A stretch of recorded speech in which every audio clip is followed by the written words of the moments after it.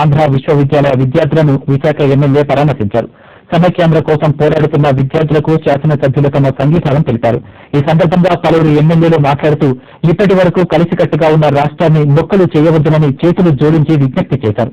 సమైక్యాంధ్ర కొరకు విద్యార్థులు చేస్తున్న ఉద్యమానికి వెన్నుదన్నుగా ఉంటామని హామీ ఇచ్చారు.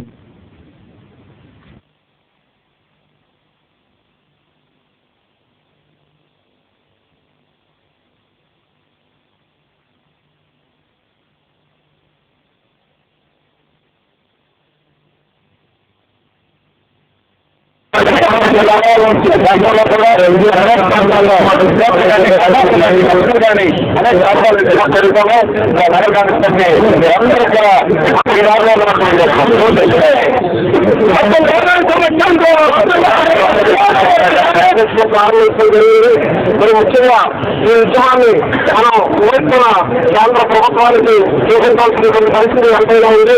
రేపు 19వ తేదీ అందరూ కూడా పాల్గొని ఆ ఉద్యమాన్ని కేంద్ర ప్రభుత్వానికి మరి ఇక్కడ కేటాయిలో కూడా ముఖ్యంగా ఆరోగ్యాన్ని దృష్టిలో ఉంచుకోవాల్సిన పరిస్థితి ఎంతైనా ఉంది.